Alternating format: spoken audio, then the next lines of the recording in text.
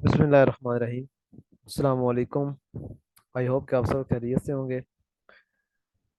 Unit number 3 हमने start किया हुआ था। आज हम ट्राई करेंगे कि ये वाइंड अप हो जाए। इसके कुछ लास्ट टॉपिक रह गए थे, वो अब डिस्कस करते हैं। तो कुलियन हमने स्टार्ट की हुई थी, तो इलास्टिक कुलियन और इन इलास्टिक कुलियन की डेफिनेशन वगैरह तो हमने कर ली थी। आज हम यहाँ पे देखेंगे कि अगर इलास्टिक कुलियन होती है और दोनों बॉडीज जो हैं वो हेड ऑन कुलियन करते हैं, तो उसके बाद आफ्टर कुलियन जो दोनों बॉडीज हैं, मैस m1 और मैस m2, दोनों की आफ्टर कुलियन वेलोसिटी हम देखेंगे कि कैसे फाइंड आउट करते हैं। तो यहाँ पे फार्मूले मेंशन है, वो नई बात नहीं है आपके लिए, पहले आपने देखे हुए हैं। v1 जो है वो आप ऐसे फाइंड करेंगे m1 minus m2 divided by m1 plus m2 multiply by u1।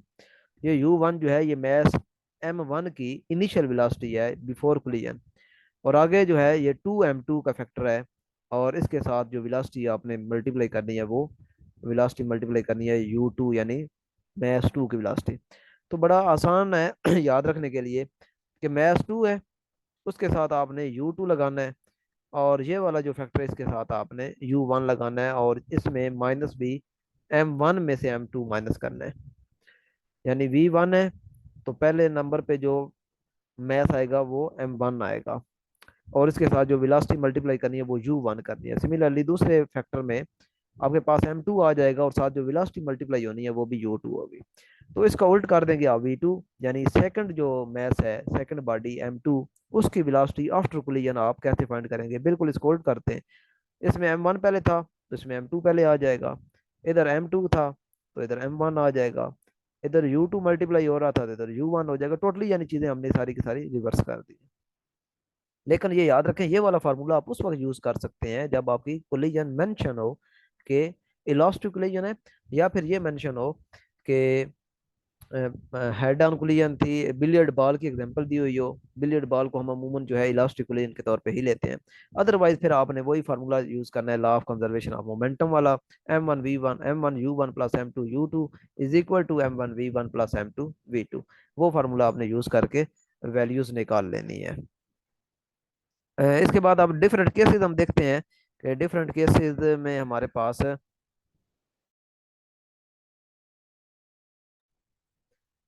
Different cases में जो वेलोसिटी है आफ्टर कोलिजन वो किस तरीके से आप कैलकुलेट कर सकते हैं। तो पहला केस हमने ये लिया है कि हमारे पास जो मैसेज हैं वो दोनों आपस में इक्वल हैं, और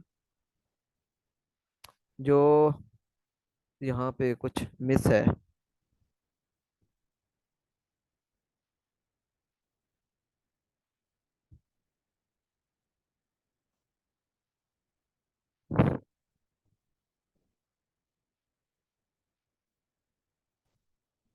बहरहाल इसमें ये है कि दोनों जो पार्टिकल है वो दोनों मोशन में है।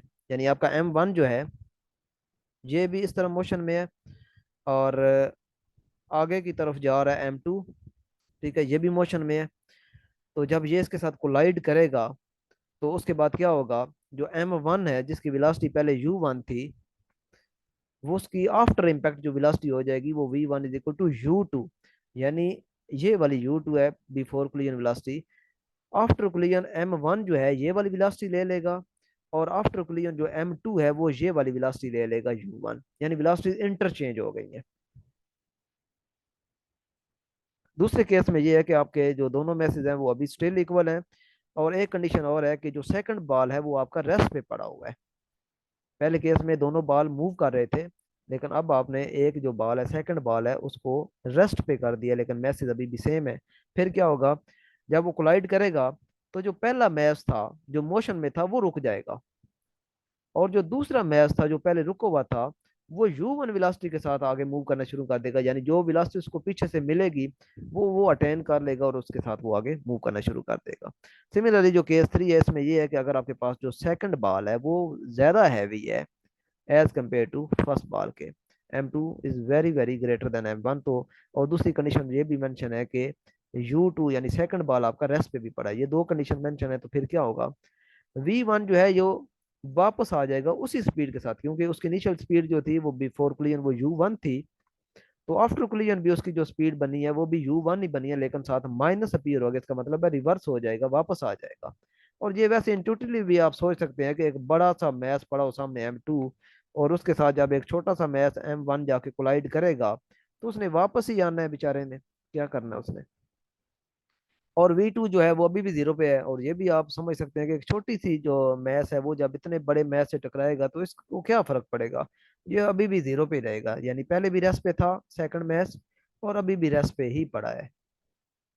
इस तरीके से आप फोर्थ केस को भी अंडरस्टैंड कर सकते हैं। अब इसमें उसने उल्ट कर दिया, यानी आपका जो M1 है ये अब वेरी वेरी ग्रेटर है M2 के साथ, यानी कि अब यूं है कि ये M1 हो गया, ये आगे की तरफ जा रहा है, और आगे एक छोटा सा मैस M2 पड़ा है जिसके साथ इसने कोलाइड करना है। तो इंट्यूटिवली भी आप सोच सकते हैं कि इसने जब इसके साथ कोलाइड करना है तो इस बेचारे ने तो डबल स्पीड के साथ आगे भाग जाना है, छोटा सा ये मैस है, और M1 की अपनी वेलोसिटी पे कोई फर्क नहीं पड़ेगा। लेकिन यहाँ पे मिस्टेकनली V1 के साथ मैंने माइनस लगाया हुआ है, क्योंकि यहाँ से कॉपी किया था, तो ये माइनस भी साथ आ गया। ये माइनस नहीं है, बल्कि V1 जो है वो अपनी उसी स्पीड के साथ आगे अपनी मोशन को कंटिन्यू करेगा। लेकिन जो V2 था, जो छोटा सा मैच था, वो डबल स्पीड के साथ U1, यानी जो पीछे से मैच आ रहा था बड़े वाला, उसकी स्पीड को कैरी करेगा, लेकिन डबल के साथ। कोफिशिएंट ऑफ रेस्टिट्यूशन क्या है? कोफिशिएंट ऑफ रेस्टिट्यूशन से आप फाइंड कर सकते हैं कि क्या आपकी जो, ये मैथमेटिकली आप फाइंड कर सकते हैं कि क्या आपकी जो कोलिजन हुई है वो इलास्टिक है या इनइलास्टिक है। तो कोफिशिएंट ऑफ रेस्टिट्यूशन का फार्मूला है V2 minus V1 divided by U2 minus U1, यानी ये वेलोसिटी ऑफ सेपरेशन है, यानी velocity after collision, difference of velocities after collision, और डिवाइड हो रहे हैं velocities, difference of velocities before collision. तो ये ऊपर वाले टर्म को कहा जाता है वेलोसिटी ऑफ सेपरेशन, क्योंकि कोलिजन के बाद सेपरेट हो रहे हैं। और नीचे वाले टर्म को कहा जाता है वेलोसिटी ऑफ अप्रोच, क्योंकि ये अभी उस वक्त अप्रोच कर रहे थे। तो अगर ई की वैल्यू 1 आ जाती है कोफिशिएंट ऑफ रेस्टिट्यूशन, तो इसका मतलब आपकी कोलिजन परफेक्टली इलास्टिक थी। और अगर 0 आ जाती है तो इसका मतलब है कि कोलिजन जो है वो परफेक्टली इन इलास्टिक है। और अगर कोफिशिएंट ऑफ रेस्टिट्यूशन की वैल्यू 0 और 1 के दरमियान आ जाती है, 0.5 है, 0.7 है, 0.3, का मतलब है उब्लीक कोलिजन है। अब हम कुछ इन्फॉर्मेशन ग्राफ के थ्रू लेते हैं कि ग्राफ से हमें क्या क्या इन्फॉर्मेशन मिलती है। तो पहला हमने जो ग्राफ कंसिडर किया है वो डिस्टेंस टाइम ग्राफ का कंसिडर किया है, XT ग्राफ। ये याद रखें, हमेशा अपने टाइम को एक्स एक्सिस के अलॉन्ग लेना होता है, और बाकी जो क्वांटिटी है, एक्सेलरेशन है, वेलोसिटी है, या डिस्प्लेसमेंट है, वो आपने वाई एक्सिस के अलॉन्ग लेना है। तो अब आप जब स्लोप लेंगे, XT ग्राफ की जब आप स्लोप लेंगे, तो ये स्लोप आपको क्या देगी? ये स्लोप आपको देगी वेलोसिटी, क्योंकि स्लोप होती क्या चीज़ है? अगर आपने इस साइड पे टाइम एक्सिस लिया हुआ है, टाइम की क्वांटिटी ली हुई है, और दूसरी साइड पे आपने वेलोसिटी सॉरी डिस्प्लेसमेंट लिया हुआ है, तो स्लोप आपको बताती क्या है? स्लोप आप हमेशा कैसे फाइंड करते हैं? आपने वाई क्वांटिटी को ऊपर रखना होता है, और एक्स क्वांटिटी को नीचे रखना होता है। तो ये आप फार्मूला भी जानते हैं कि डिस्प्लेसमेंट ओवर टाइम जो होता है, ये आपको क्या मिलती है? वेलोसिटी मिलती है। तो इसका मतलब है कि XT ग्राफ का जो स्लोप आपको मिलेगी वो आपको वेलोसिटी मिलेगी। और स्लोप फाइंड करने का आपके पास तीन तरीके यहाँ पे मैंने मेंशन किए हैं। एक तो सिंपली आप वाई क्वांटिटी को ऊपर रख के एक्स क्वांटिटी को नीचे रख के डिवाइड कर दें, आपको स्लोप मिल जाएगी। दूसरा तरीका ये है कि अगर आपको पॉइंट दिए हुए हैं, जैसा कि यहाँ पे दो पॉइंट मैं ले लेता हूँ, एक पॉइंट ये है और दूसरा पॉइंट ये है, तो इसके करस्पॉन्डिंग यहाँ पे ये वाई एक्सिस को कहाँ कट कर रहा है? ये Y2 पे कट कर रहा है। और इसको अगर सामने मिलाएं तो ये आपको Y1 पे कट कर रहा है। सिमिलरली इनको देखें, ये एक्स एक्सिस पे कहाँ कट कर रहे हैं? तो ये जो है ये X1 पे कट कर रहा है, और इसको नीचे ले आए तो ये X2 पे कट कर रहा है। तो Y2 माइनस Y1 करें और डिवाइड कर दें X2 माइनस X1 से, तो ये भी आपको स्लोप मिलेगी।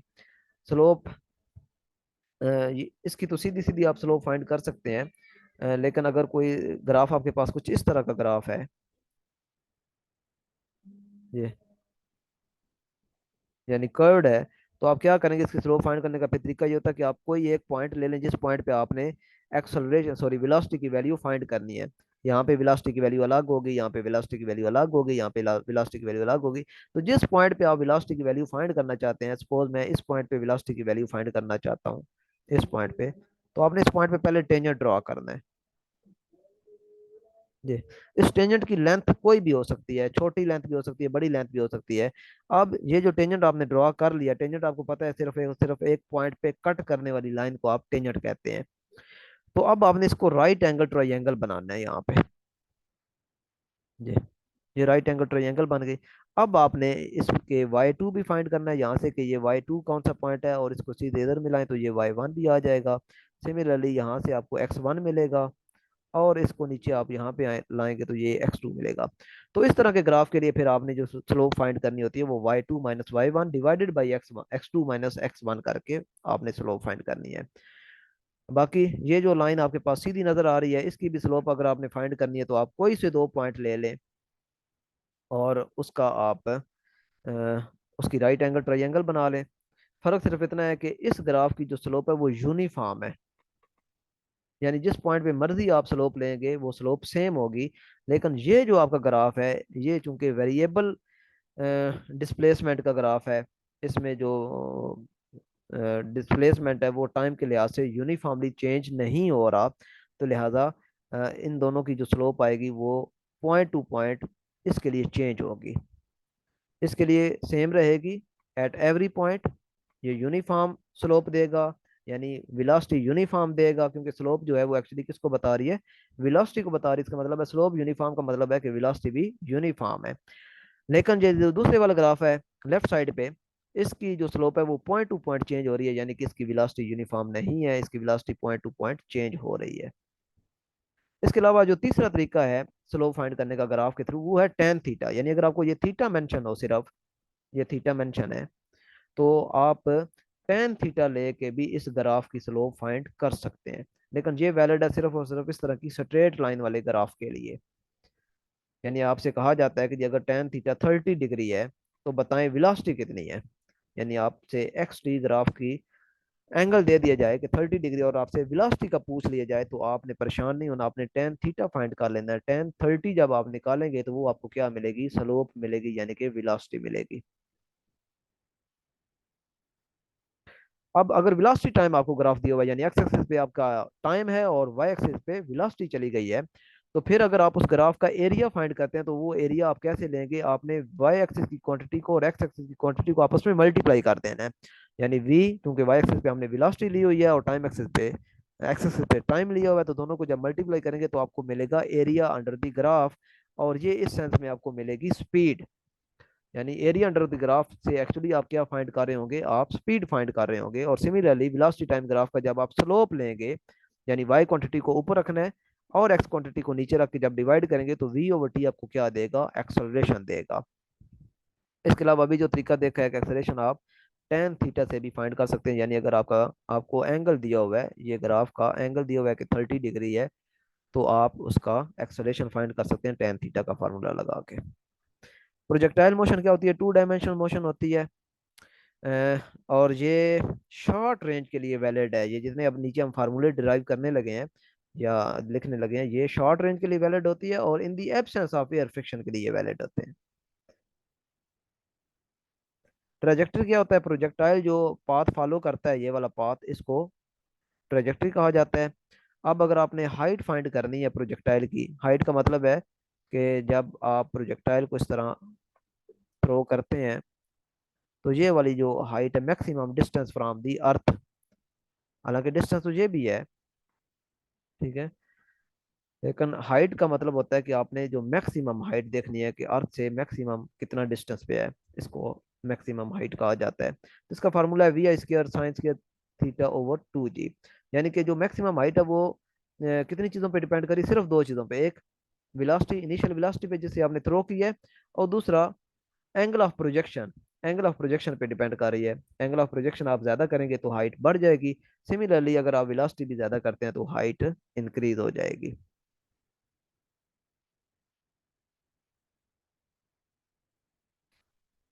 हाँ, वेलोसिटी निकाल सकते हैं, उसका वो ग्राफ भी तो एक्स टी ग्राफ था वो जो ग्राफ था वो एक्स टी ग्राफ था, तो लिहाजा इसकी जो स्लोप निकलेगी वो एक्स बाई टी निकलेगी, और एक्स बाई टी आपकी वेलोसिटी होती है। दूसरे वाला जो मैंने केस डिस्कस किया वो था वी टी ग्राफ, यानी वेलोसिटी आपने ली हुई है, और अब आपने जब स्लोप फाइंड करनी तो वो वी बाई टी आएगा, और वी बाई टी एक्सलेशन होता है। ग्राफ में डिफरेंस है। पहला ग्राफ डिस्प्लेसमेंट और टाइम का था, दूसरा ग्राफ वेलोसिटी का और टाइम का था, लिहाजा दोनों की स्लोप डिफरेंट आ रही है। Time of flight, total time कितना लगता है, यानी आपने यहाँ से थ्रो किया पार्टिकल और ये यहाँ आके दोबारा इसने हिट किया, तो ये जितना इसने पाथ कवर किया, इस दौरान जितना इसका टाइम इसने कंज्यूम किया, वो कहलाता है टाइम ऑफ फ्लाइट। और याद रखें कि किसी भी पार्टिकल को जब आप पैराबोलिक पाथ देते हैं, प्रोजेक्टाइल मोशन में वो होता है, तो जितना टाइम वो मैक्सिमम हाइट तक पहुंचने में लेता है, उतना ही टाइम वो इधर लेता है। लेकिन ये आइडियल केस है। आइडियल केस का मतलब है कि एयर फ्रिक्शन को आपने इग्नोर किया हुआ है। ठीक है, यानी यहाँ से यहाँ तक पहुंचने में अगर वो टाइम टी ले रहा है, तो यहाँ से आगे पहुंचने तक भी वो टाइम टी लेगा, और टोटल जो टाइम बनेगा वो आपका बन जाएगा 2t।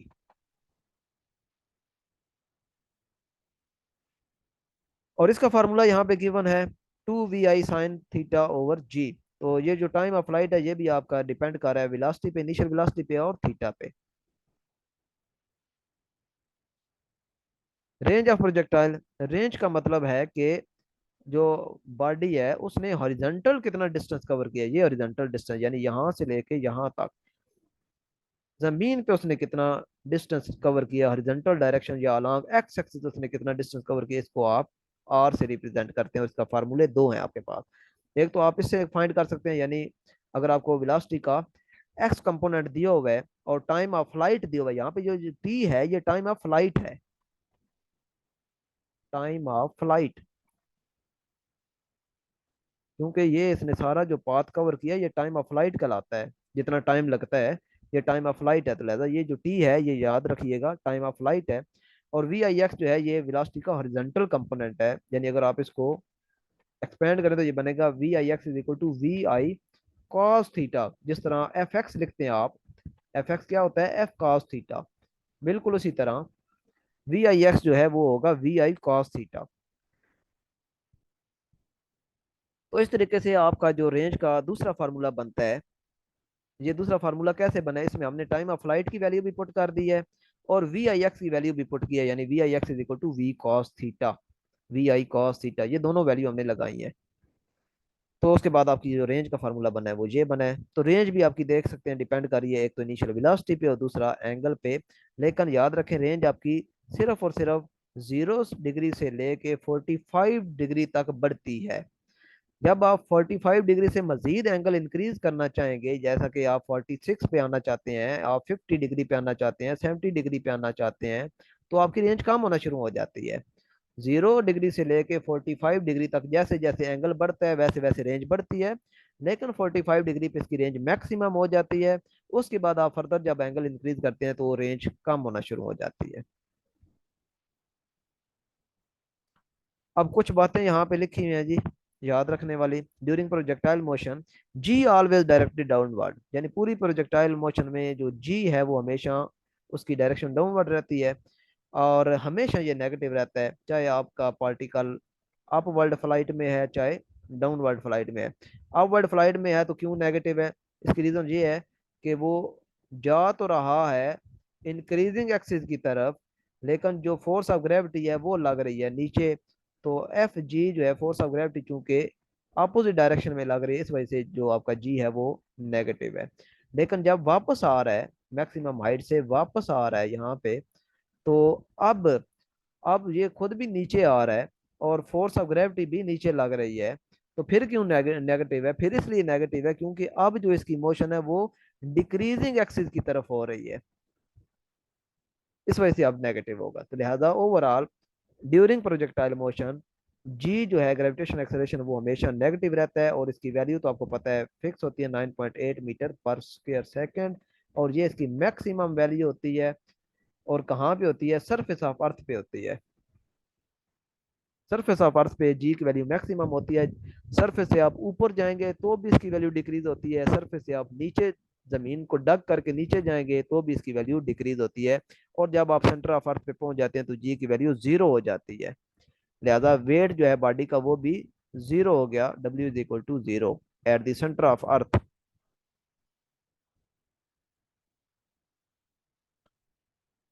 इसके अलावा नेक्स्ट जो पॉइंट है, कि प्रोजेक्टाइल मोशन में जो हॉरिजॉन्टल कंपोनेंट ऑफ वेलोसिटी होता है वी आई एक्स, वो हमेशा कांस्टेंट रहता है, उस पर कोई चेंज नहीं आता।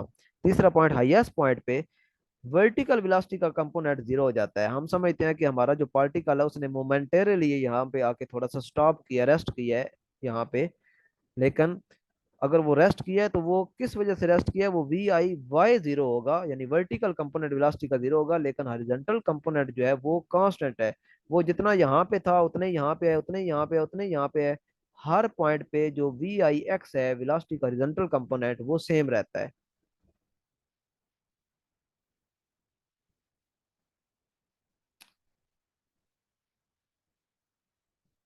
ग्रेविटी मैक्सिमम, ग्रेविटी का मतलब आप ग्रेविटेशनल फोर्स ले रही हैं, तो वो तो फार्मूला है G is equal to M1 M2 over D का स्क्वायर।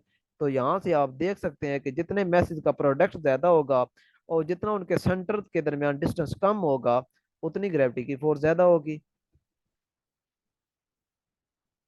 नेक्स्ट जो चीज है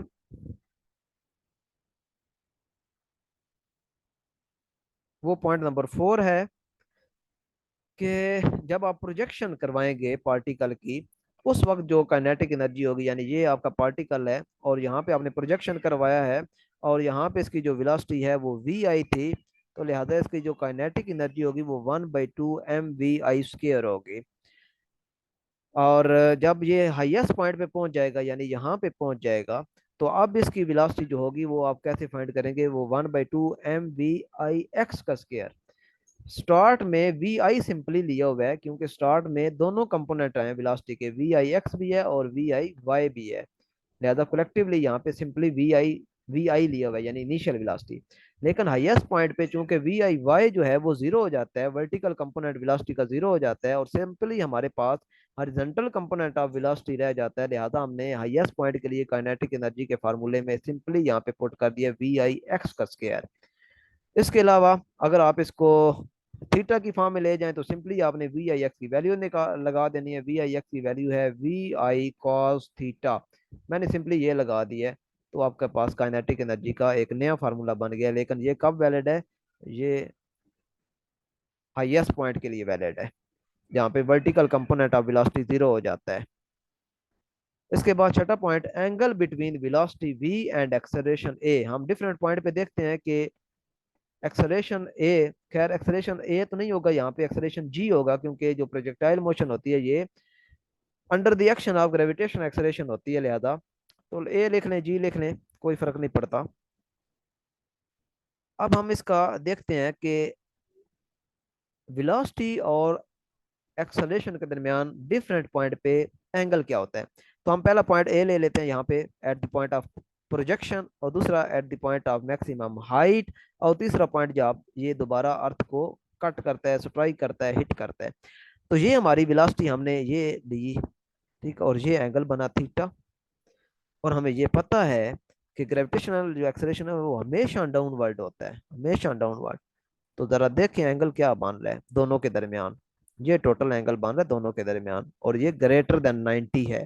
इसका मतलब है एट द प्रोजेक्शन, जो प्रोजेक्टाइल जब आप प्रोजेक्ट करते हैं उस वक्त वेलोसिटी v और ग्रेविटेशनल एक्सेलरेशन g के दरमियान जो एंगल होता है वो मैक्सिमम होता है और ग्रेटर देन 90 होता है। अब अगर हम पॉइंट बी पे आ जाएं तो इस पे इस वक्त इसकी जो वेलोसिटी है वो इधर है, और ये सिंपली वी आई एक्स है। ये हम पहले भी देख चुके हैं क्योंकि वी आई वाई जीरो हो चुका है, और जी का जो डायरेक्शन है वो हमेशा नेगेटिव, सॉरी हमेशा डाउनवर्ड होती है।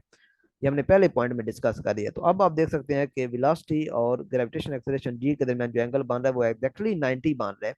सिमिलरली जब ये हिट करेगा तो अब वेलोसिटी की डायरेक्शन ये होगी, ये वी आई एक्स होगा आपका, और इस पॉइंट पे जो जी की वैल्यू वो हमेशा डाउनवर्ड चूंकि होती है वो जी होगी। तो अब ये वाला एंगल है, तो ये आप एंगल देख सकते हैं, ये लेस देन 90 है, यानी at the projection angle maximum है, ओब्ट्यूज एंगल बन रहा है यहाँ पे, ओब्ट्यूज एंगल ग्रेटर देन 90 वाला एंगल जो होता है उसे ऑब्ट्यूज एंगल कहते हैं।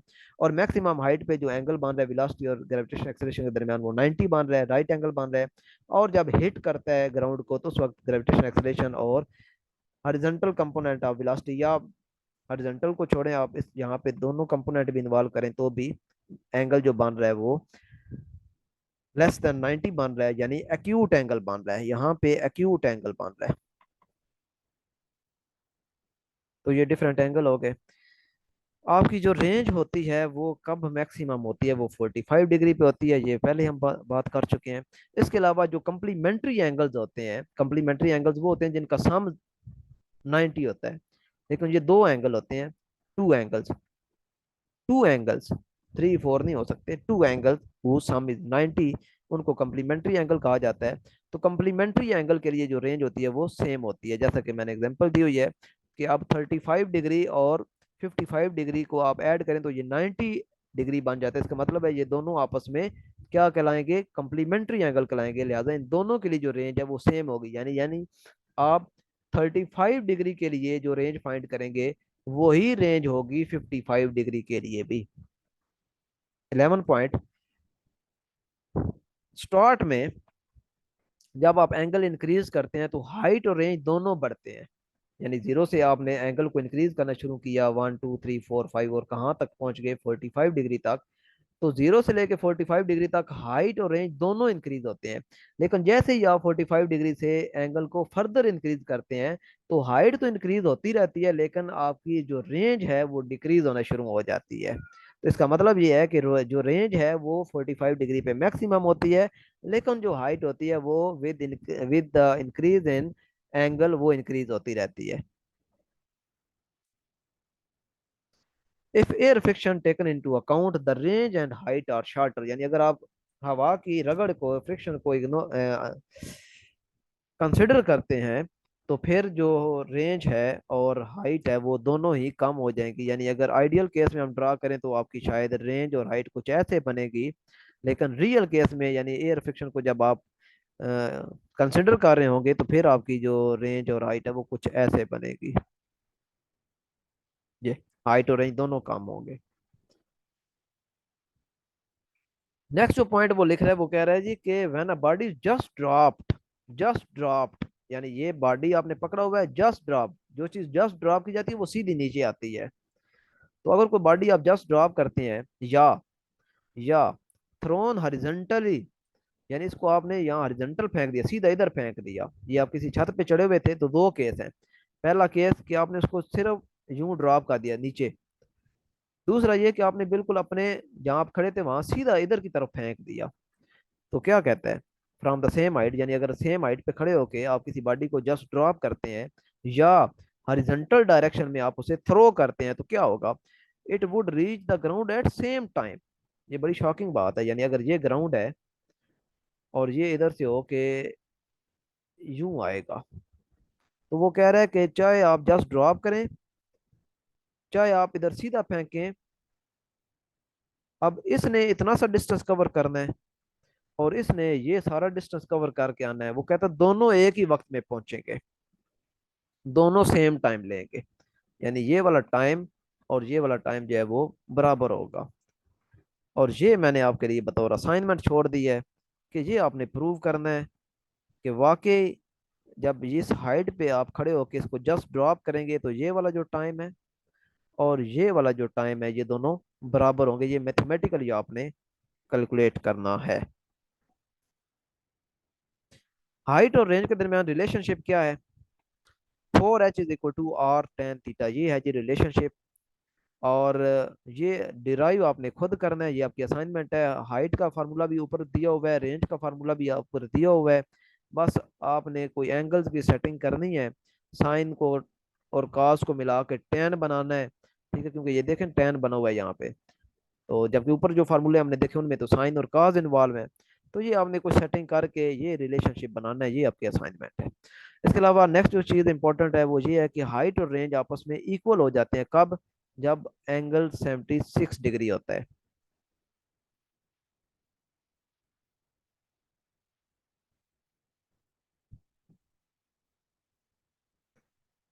इसके अलावा मैक्सिमम रेंज और हाइट के दरमियान जो रिलेशनशिप है, ये जो अभी रिलेशनशिप लिखा है ये वहीं से आया है, r maximum is equal to 4h। फर्क सिर्फ इतना है कि वहाँ थीटा की जगह आपने 45 पुट कर देना है, क्योंकि रेंज हमें पता है मैक्सिमम रेंज कब होती है, थीटा 45। तो उस पिछले फार्मूले में टेन थीटा की जगह आपने टेन 45 लगा देना है, तो ये आपके पास आ जाएगा।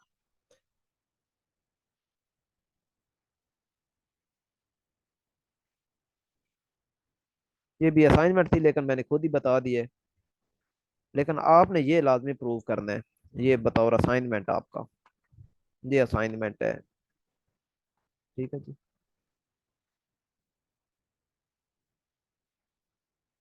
नेक्स्ट जो चीज़ है कि कौन से फैक्टर हैं जो प्रोजेक्टाइल मोशन पे अफेक्ट करते हैं। तो पहला angle of launch. Angle of launch जितना ज्यादा होगा प्रोजेक्टाइल मोशन आपकी उतनी हाइट कवर ज्यादा करेगी, उतना ज्यादा रेंज कवर करेगी। इनिशियल स्पीड, ये भी हम पीछे देख चुके हैं, जितनी ज्यादा इनिशियल स्पीड होगी उतनी ज्यादा हाइट और उतनी ज्यादा रेंज कवर करेगी। एयर फ्रिक्शन, अगर एयर फ्रिक्शन नहीं होगी तो हाइट और रेंज भी ज्यादा होंगे, लेकिन अगर एयर फ्रिक्शन होगी तो फिर हाइट और रेंज कम हो जाएंगे।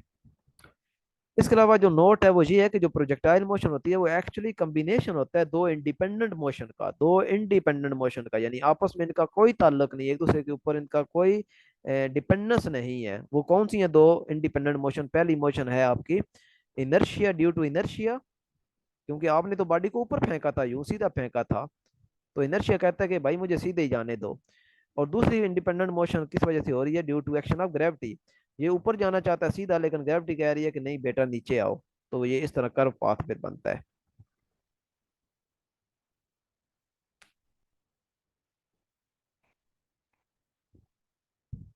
इसके बाद क्योंकि ये पैराबोलिक मोशन है, प्रोजेक्टाइल मोशन जो होती है ये पैराबोलिक पाथ बनाती है, तो आपने मैथमेटिकली प्रूव करना है कि वाकई इसका जो पाथ है वो पैराबोलिक पाथ होता है। मैंने नीचे हिंट दे दी है। दो इक्वेशन आपने यूज करनी है, एक रेंज की इक्वेशन, ये जो एक्स है ये रेंज है, ये लिखा हुआ है, ये एक्स आपकी रेंज है। तो एक रेंज का formula v i x multiply by time of flight, ठीक है। और दूसरा है वर्टिकल डिस्टेंस यानी along y axis, y is equal to, ये सेकंड इक्वेशन ऑफ मोशन मैंने लिखी हुई है एक्चुअली, जो आप लिखते हैं s is equal to v i t plus 1/2 G T square. तो वर्टिकल डिस्टेंस को y से रिप्रेजेंट किया हुआ है, और चूंकि वर्टिकल डिस्टेंस है तो लिहाजा वेलोसिटी का भी वर्टिकल कंपोनेंट लेना आपने, वी आई वाई, और आगे time plus 1/2 G T square. Hint दे दिया है कि आपने इसमें से t को एलिमिनेट करना है। एलिमिनेट का मतलब है इसमें से t की वैल्यू निकालें और यहाँ पे पुट कर दें। सारा काम मैंने बता दिया, आपने आप खुद करना है और आपने बताना है कि वाकई ये जो पाथ बनता है, ये जो इक्वेशन बनती है ये पैराबोलिक बनती है। और पैराबोलिक इक्वेशन ऐसे होती है, y square is equal to 4ax, ये भी होती है, और ऐसे भी होती है y is equal to 4ax square. ठीक है।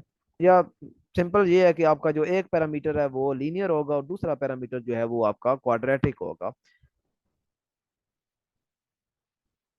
किसी भी पैराबोलिक पाथ के लिए ये काफी है कि आप उसके अंदर जो दो पैरामीटर होते हैं वो प्रूव कर दें कि एक जो पैरामीटर है वो लीनियर, वो उसकी डिग्री 1 है, और जो दूसरा पैरामीटर उसकी डिग्री 2 है।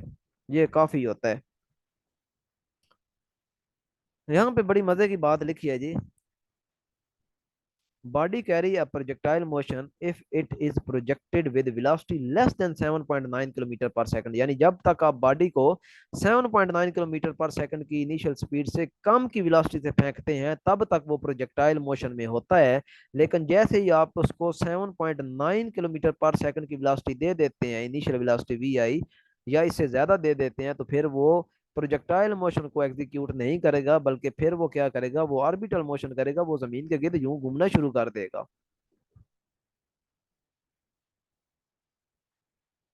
नेक्स्ट जो चीज है वो ये है, अमूमन क्वेश्चन आता है कि परसेंटेज इंक्रीज या decrease in kinetic energy when momentum is increase decrease by इतने परसेंट। ठीक है, ये अमूमन कहा जाता है जी कि मोमेंटम जो है वो 20% इंक्रीज हो गया, तो बताएं काइनेटिक एनर्जी में कितना इंक्रीज आया है। तो ये वाला फार्मूला आपने याद कर लेना है। काइनेटिक एनर्जी, ये जो एक्स है ये बता रहा है कि मोमेंटम में कितने परसेंट, जैसा कि मोमेंटम में 20% है तो आपने 20 सिर्फ रिप्लेस कर देना है, यहाँ एक्स की जगह आपने 20 रिप्लेस कर देना है, तो इस तरीके से आपको काइनेटिक एनर्जी में इंक्रीज पता चल जाएगा।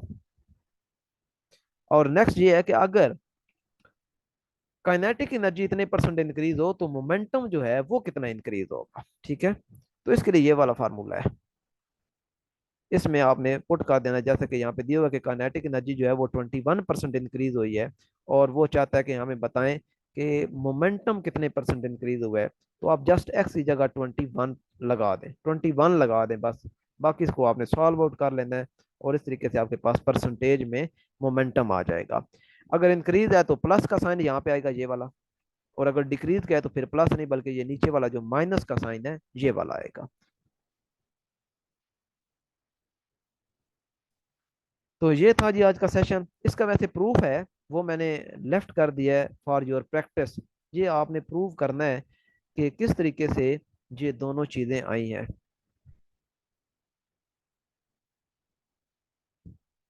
थोड़ा सा मैं हिंट आपको दे देता हूँ, टाइम अभी है शायद कुछ 3 मिनट है, चलें जबरदस्त। मैं पहले वाले का हिंट आपको दे देता हूँ कि आपने करना क्या है। मैं व्हाइट बोर्ड यहाँ पे ओपन कर लेता हूँ।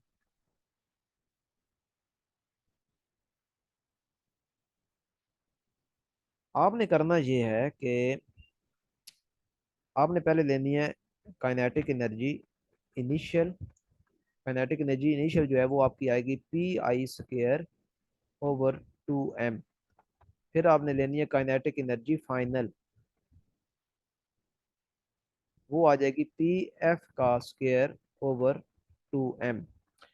लेकिन इसमें जो बात याद रखने वाली वो ये है कि हम चूंकि पहला केस डिस्कस कर रहे हैं जिसमें मोमेंटम इंक्रीज हो रहा है x%, तो लिहाजा जो फाइनल मोमेंटम है उसको हम यूं लिखेंगे, जो मोमेंटम फाइनल है वो यूं होगा, इनिशियल मोमेंटम प्लस